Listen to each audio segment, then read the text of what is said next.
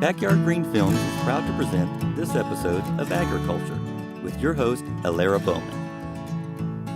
Alara and her husband Rick travel throughout the land in their teardrop trailer that they have nicknamed Maggie, bringing you stories about their travels and the people they meet. They visit farmers, ranchers, and just about anyone who loves putting their hands in the dirt or their feet in stirrups. For the past 3 years, they have been filming a documentary about heritage breed animals entitled The Holstein Dilemma: Heritage Breed Animals and the Need for Biodiversity. In those travels, they have gotten to meet some very interesting people. Here's one of those interviews. Hi, this is Alara. Welcome back to our podcast. I'd like to tell you about our interview with Mat and Mathew Devader, or Big Mat and Little Mat, as I mentally think of them. They raise a little bit of almost everything on a farm in the northeast corner of Kansas. We were in Kansas in October to attend the Mother Earth News Fair, and it was just a teeny little bit chilly. Even though we've been to all sorts of places over the last 3 years, this is one of the few places we hit snow. As we drove in on the morning after what seemed like a light blizzard to a California girl, but was probably just a heavy dusting of snow. Or maybe a light dusting of snow. Big Mat met us in the driveway with what seems like representatives from pretty much every kingdom, phylum, class, order, and family. Cats, dogs, chickens, ducks, and the like. Mat was holding a plate of fresh bacon, so I knew we were in the right place. The Devaders were fantastic, and little Mat, or Mathew, was a very bright and inquisitive boy. It's obvious there's a lot of love there, and little Mathew's learning farm skills and independence and manners and self-sufficiency from his dad in high volume. It was just a really neat relationship to see. We took a farm tour while we talked with him. We met various turkeys and chickens and ducks and the Katahdin Sheep and the Hereford pigs. And even now thinking back on it, I'm singing Old MacDonald Had a Farm in my head. After our interview, we had a bite to eat at a local restaurant, and we spoke with Big Mat about the joys of social media and about 50 other topics. He's a really interesting guy, and he's very active in promoting the Katahdin sheep and the benefits of the breed. This trip ended with a wonderfully typical example of the generosity of spirit of the people we've met. Mat sent us down the road with big jars of homemade pickles and pickled cauliflower, pickled peppers, and the like from his wonderful garden. And I have to say that the jar of pickles lasted until about the border of Kansas and Colorado as we headed west on the I-70. Absolutely delicious. So with no further ado, here's our interview with Mat and Mathew Devader, and representatives of everything that's ever been issued a taxonomic classification. Okay, so tell me your name, if you would, please, and introduce your farm. You bet. I'm Mat Devader with Rocky Top Ranch, and we're here in northeast Kansas. Who's this? And this is my boy, Mathew II. I go by Mat, and he goes by Mathew. That way we know who you're talking to. Okay, so now this has been an interesting thing for us because we have not had snow the whole 3 years, and all of a sudden we're in Kansas on one of our very last shoots, and there's snow. Is this the normal weather that you have here? It certainly can be. This is our first snow of the year, but you know what they say about Kansas weather, if you don't like it, just wait, it'll change pretty soon. So, you know, we might have air conditioner weather next week for a little bit. It just, you never know, But October. We get snows in October, Indeed. certainly. Yeah, That's last normal. Halloween, when they were doing the children's parade up in town, we had snow, so it's not uncommon. So what is it like in the winter and in the summer in terms of average temperatures and moisture and all the rest of that kind of thing? So, as, you know, in terms of temperatures, the winters generally don't get too far below zero on a consistent basis. I mean, you know, we have below freezing temperatures pretty routinely, but here where we live, it kind of fluctuates up and down, you know, so we may have some days, like this snow will melt later today, it's going to be in the 40s. But December and January, we might have days where we've got snow on the ground for a week or two at a time, and then it all melts and it'll warm up to the 50s even. And then it'll drop back down. We get kind of affected by where the jet stream pops down on us, you know, what it brings with it. And then summertime, we'll see temperatures above maybe, you know, 100 occasionally, but not, you know, nothing like you get out there in the desert in California where you get that 125. That, you know, we just don't really get that. Maybe, I don't know, I've seen 110 or so here, but I think that's about as hot as we get. What we get a lot of is humidity. Interesting. It gets very, very humid. So that has a big effect on things, your output and capability of work during the day, because the humidity just drags you down, because it'll be 90 or 100% humidity. And in the summertime, I just hate it because my clothes get soaked. I'll be in a t-shirt and jeans, or I'm that farmer that'll be in my boots and a pair of shorts on the tractor because it just, everything sticks to you. But yeah. So one of the things that we learned, as long as we're on the weather, was at the fair yesterday, we had somebody talking about the trees that are going down periodically, and I realized we are in Dust Bowl area historically. Is that's correct? Yes. Yeah, there's, in fact, here, not so much on my farm, but my parents' farm on over the hill, you can, when you're digging in the ground, you can literally tell where they would have farmed back in the 30s, and the topsoil went away. And so we've got a lot of this, forgive me, the term they use here is tiger crap clay. And it's this kind of orangey yellow clay that got exposed when the topsoil blew away. Now, you go, like I said, at my dad's house, a few feet over, and there's 2 feet of topsoil, because that wasn't farmed. That would have had something on top of it. And so I'm on one of these hills that would have been farmed, edge to edge. And yeah, it's really heavy clay up here, not a lot of topsoil. The original homestead was set right over here on the other side of your vehicle, though. Yeah. Do you keep that in mind when you farm? Is that always in the back of your head in this region that, we could go back to that again if we're not careful with how much, how we steward the land? Sure. And then, there's century type conditions that can come back around, and absolutely that goes into my mind of being prepared for that. I mean, that's being prepared for most eventualities is a way of life on a small farm like this, in my opinion. Yeah. Now, I notice your son is really involved with the animals and seems to kind of know his way around. You're introducing him to a lot of this. Do you think that's important for him to learn? Absolutely. I mean, if we aren't teaching these guys to be stewards of the earth and to be, and love and appreciate farming, then they're not going to be into it. And when I was 18, if you would have said to me, when you're in your 40s, you're going to come back and be a farmer, I would have just laughed and laughed, because I didn't have appreciation for it. Yeah. I want him to have an appreciation for it, and hopefully, maybe he'll choose to continue this on, because he sees the benefits. But you probably have a good value. When you have to go collect the chicken eggs, you kind of know what it takes to make a chicken egg, and when you have to go feed them every day and water the chickens every day, you're saying, look, that is valuable. I'm going to be taking good care of it, because it took me a lot of work and the chicken a lot of work. Actually, myself, I've caught a chicken egg falling out of its butt. I've had one laid in my lap. It's a great thing, isn't it? You look at that, it's like a little miracle sitting in front of you, isn't it? Yeah. Yeah, fantastic. It's very cute when they hatch in the chicks. Yeah, okay, so you've seen that too. Yeah. Fantastic. That's, that's something that many people in my area don't get to see. They don't have any idea where the food comes. Food comes from the store.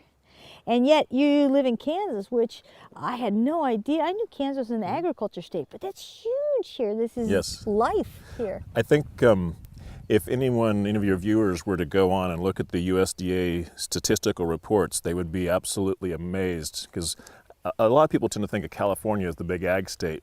When the grim reality is, when you look at the numbers, the entire Midwest feeds the entire planet.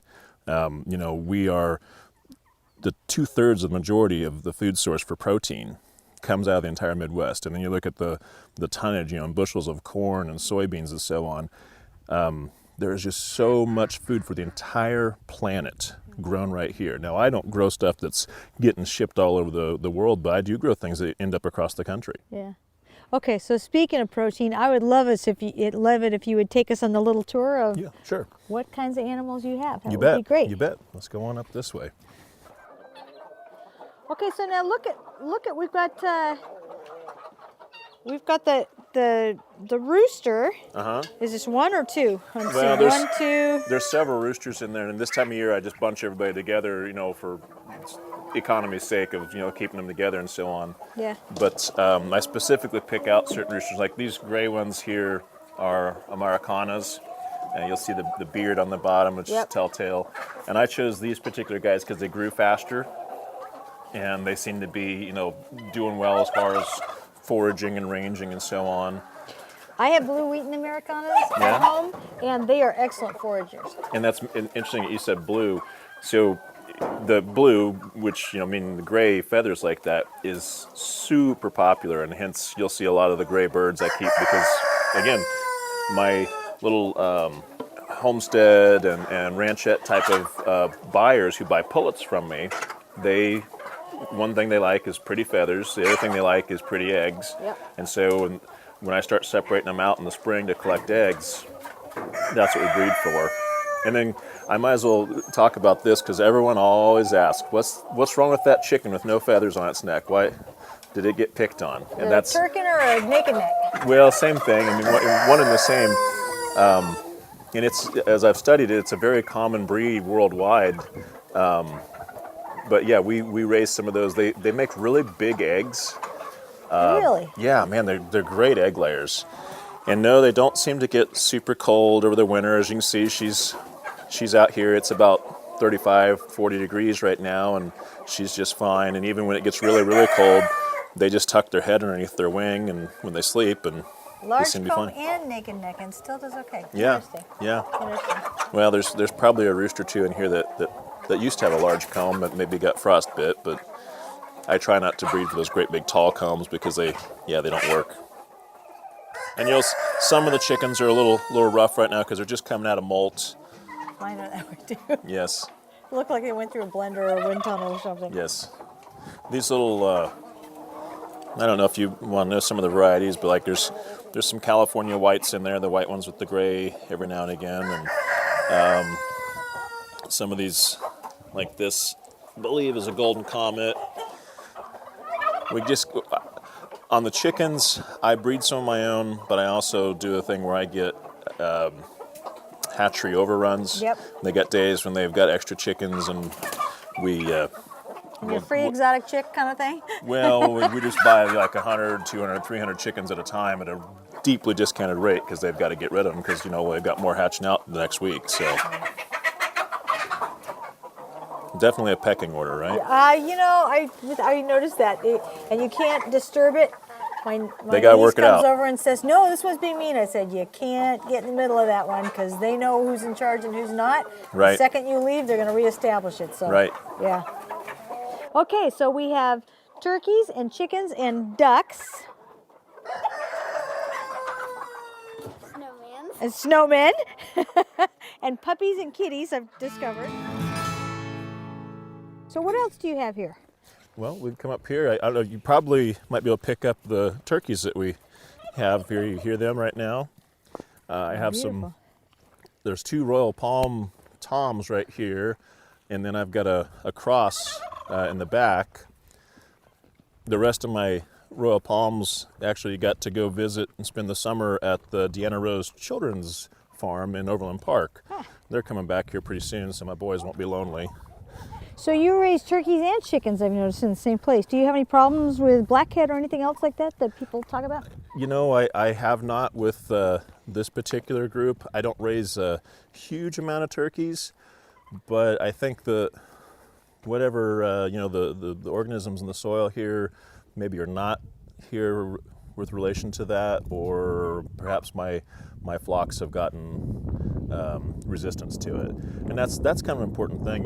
We talk about that is I really work towards breeding towards resistance in my livestock because I don't feel we can depend on pharmaceuticals to fix everything. We really need to breed some of these animals towards resistance, which these original heritage breeds had resistance. You think about colonists and the settlers, they didn't have a vet that they could call and go get something. They lost animals, and the ones that lived were resistant. Yeah, over time that just seems like a smart thing. I mean, to me it seems like the most intelligently lazy thing to do. You want an animal that doesn't take more work. Mm-hmm. Right? Right. That's what I want. Yeah. Yes. Yeah. To me that just seems smart. Yes. But and yet this is not going to produce at the rate that another animal is. Well, and particularly these Royal Palms don't. They weren't bred, as I know it, they weren't bred for a meat bird. They were, bred for their pattern and so on. And that's one of the reasons I picked them because, again, in sustainability, part of that sustainability is for me to be able to make money to live here. Yes. So I chose them because it's a very popular bird with Yes. the homesteaders and the small ranchettes and so on. And they'll pay me handsomely for, properly marked birds like those over there. So the accounting person in me always has to go down to the bottom line, and Yes. I always look at heritage breeds and think, okay, less production, less resource dependent.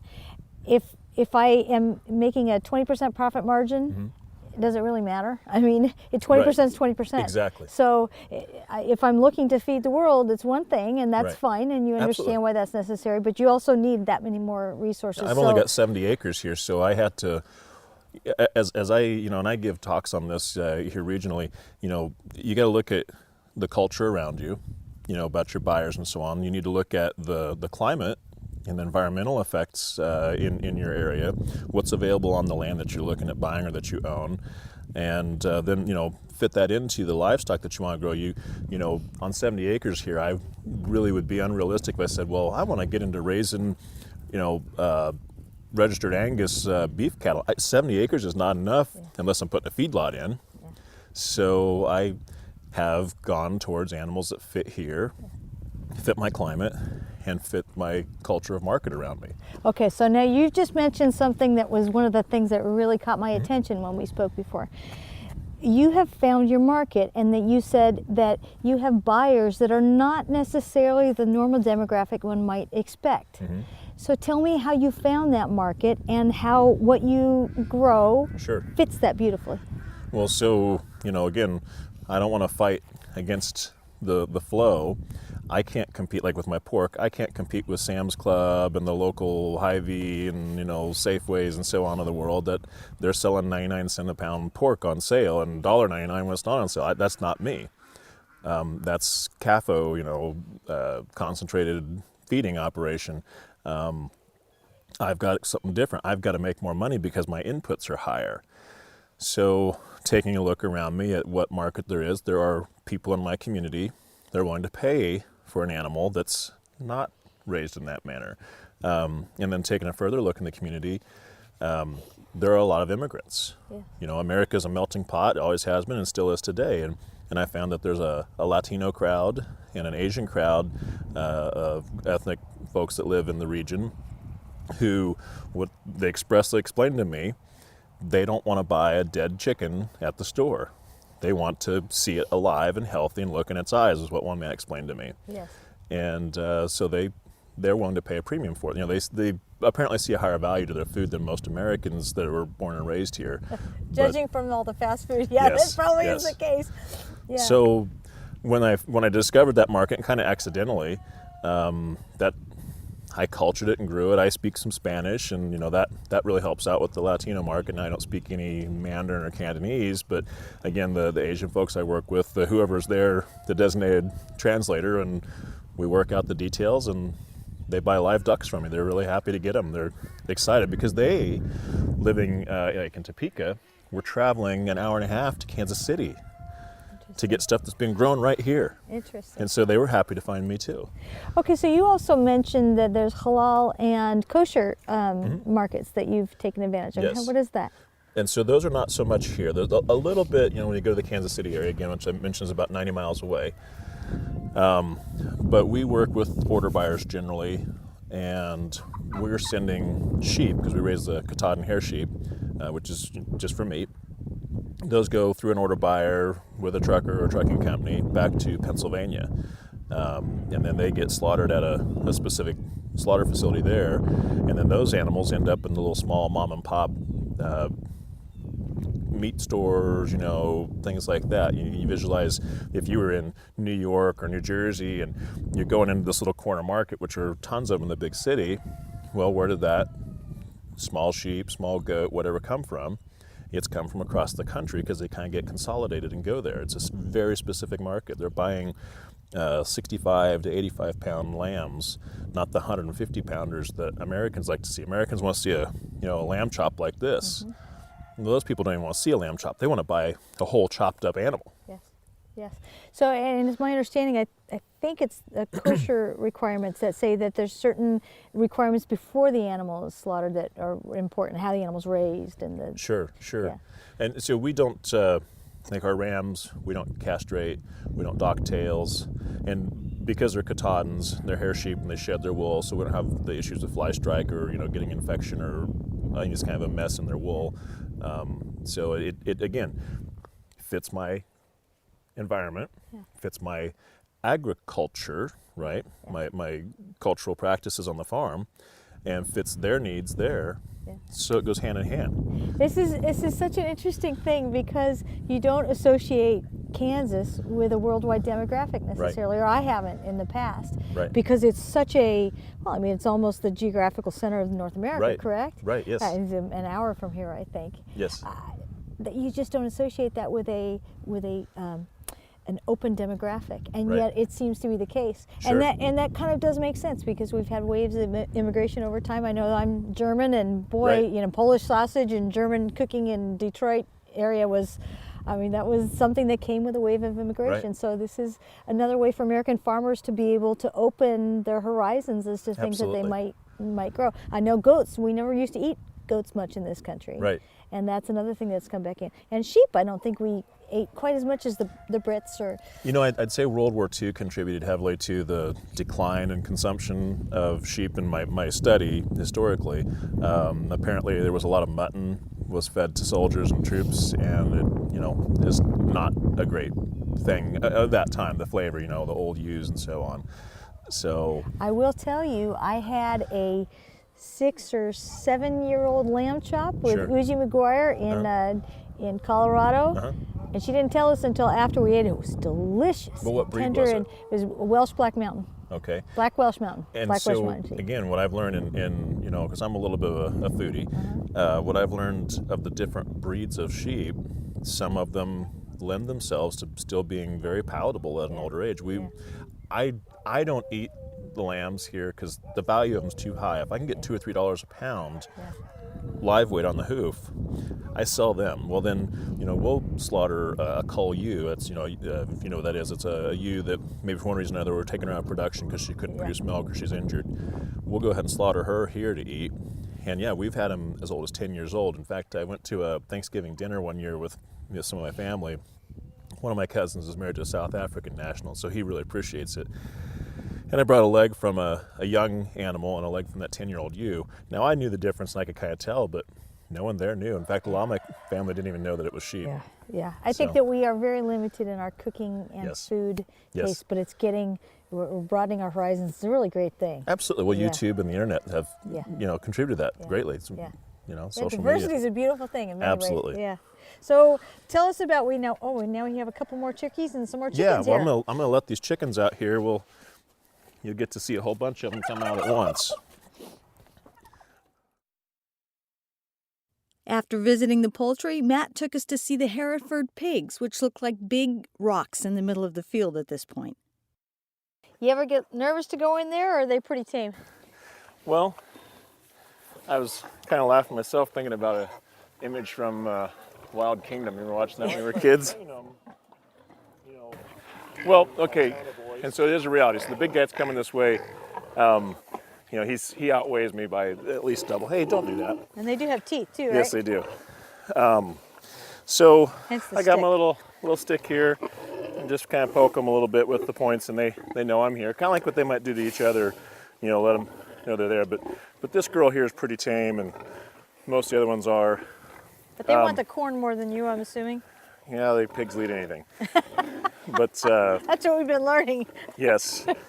That being said, I try to raise them to be tame, but you can't trust them ever. You can't turn your back on them ever. You have to always recognize it's a wild animal, an animal that potentially can be wild or dangerous. And so I try to train them, using my tone of voice. It's like when I'm talking to Cindy here, she kind of knows my tone, and when I approach her when she's got piglets, I approach her vocalizing so she hears my tone. But hopefully I won't have to use the loud tone when I'm out here, because they know that tone too, and that's, again, they're trained. That vocalization means, hey, get back, I'm aggressive too, because they communicate in a wide variety of sounds. But as we were noticing over there. Yes. And I don't, if a particular boar or sow is aggressive, I'd get rid of them as soon as I can, because I can't risk injury.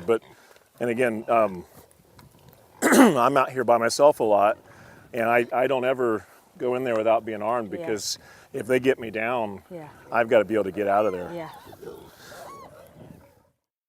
Matt took us down a hill and back up the other side to see his sheep in the gorgeous field, and he called them for us. I almost fell in the mud. It was quite an adventure, which would have been entertaining, but Matt called the sheep, and you can hear them running up the hill to come and eat corn. Come on, sheep. Come on, girls.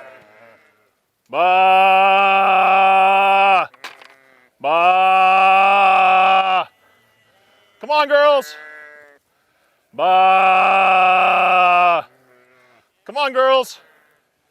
Ba. Come on, girls. Come on in.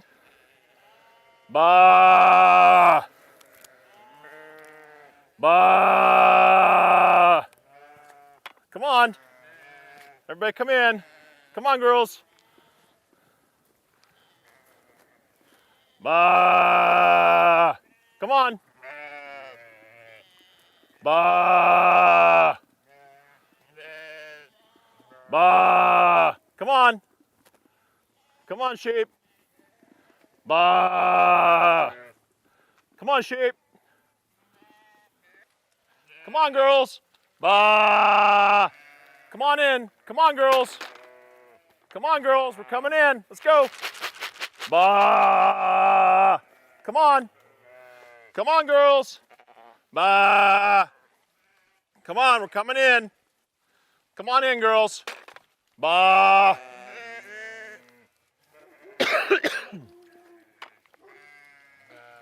Heimdall. Heimdall. It's okay, buddy. It's okay.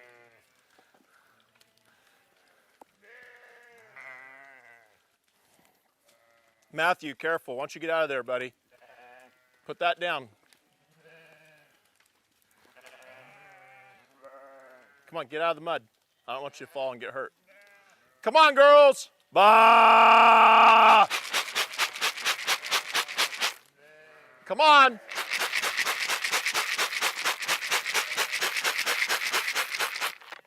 Yeah, you want it, don't you? Come on. Bah! Come on, girls. Matthew, come on up here, buddy. Quit playing in the mud. Let's go. Oh, he's helping me, because I almost went tush in the mud here. So he's getting Come more on, girls. Bah! Bah! Matthew Forrest. Here? Come on, I want you to walk up here with me. Okay. Okay. I already went in. He was putting rocks in for me so I wouldn't go so far. This is going to be out. I'm going in. Okay. On my toe if you need to. No, I wouldn't do that to you. Steel toes won't hurt. Okay. I already went in, didn't I? Thank you. Come on, shit. Bah! Come on, girls. Come on, girls. Get it? Yeah. I'm moving. I'm going. Matthew, wait for Daddy. Matthew. Oh, you go with him, so you walk up with him. Yeah. And thank you again to sheep. little Matthew for saving me from a backside full of mud. He helped me cross the little stream there.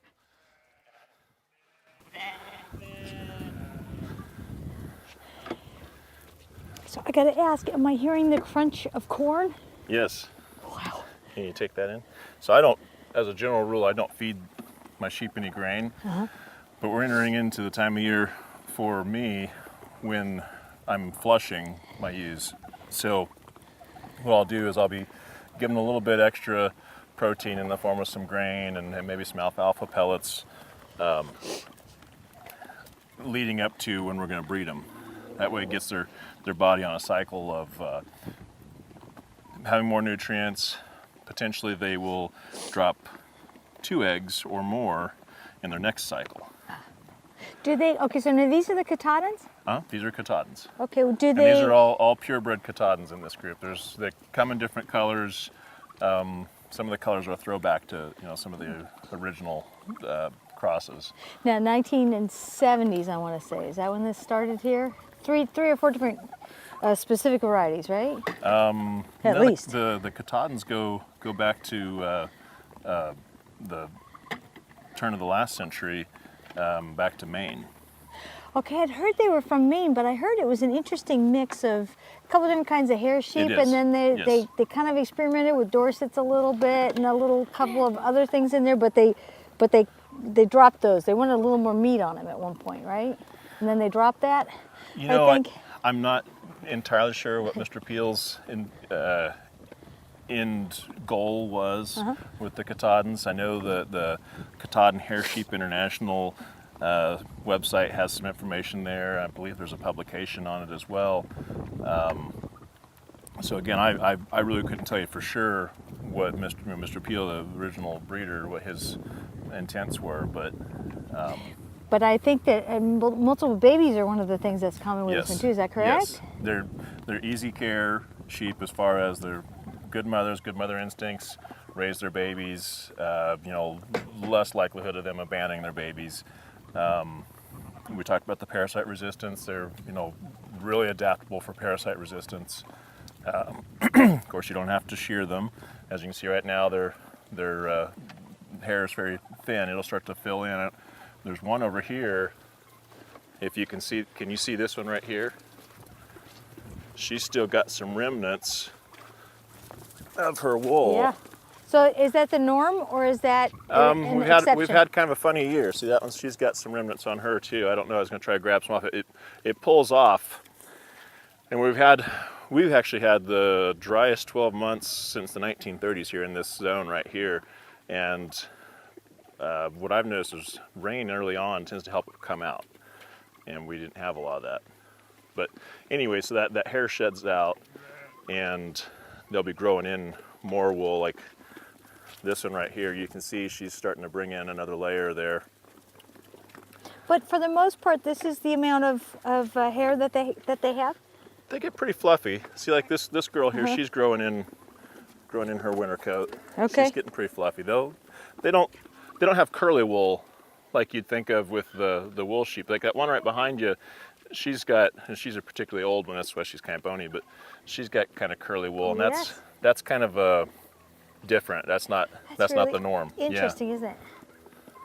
So parasite resistance, multiple babies, put on weight well. How do they forage? Are they pretty good at taking great anything at foraging. down? Do they eat things other than forbs and grass? Are they twig eaters too? Yeah, well, let's just see if I can see a tree around here. But like these trees I've trimmed up, but any of the deciduous trees and bushes and stuff like that, if they like the taste of it, they'll strip it down. Interesting. And the Katahdins, I don't know if that's sheep in general, but my flock, they'll go out, we turn them loose into a new paddock, and there'll be one particular plant they decide they like to eat, and they'll eat all of it. And then the next day it'll be something different, and the next day, like we had bindweed growing on some fences some years back, and they left alone, and I don't know if the plant changed a little bit, the temperature changed, whatever. One day they decided they wanted to eat it, stripped it all off in a day. It was all gone. And I know some plants go through different stages where they want to eat them, like the thistles that grows a noxious weed around here.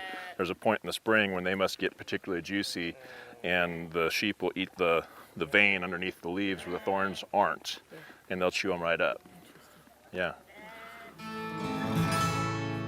If you liked our podcast, please subscribe. This is how we keep going. And please tell your friends to join us.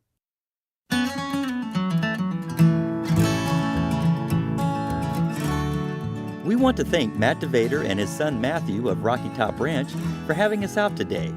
For more information about Mat and his Katahdin sheep, Hereford pigs, and other animals on his ranch, please visit his Facebook page at facebook.com/RockyTopRanchKS or his website at rockytopranch.net. Also, please visit the Katahdin Sheep Association at katahdins.org. You have been listening to Agri-Culture with your host, Alara Bowman. Please tune in for more upcoming episodes from our travels. We'd also like to thank our producer, Michelle Council. I'm Rick Bowman, your behind-the-scenes editor. Until next time.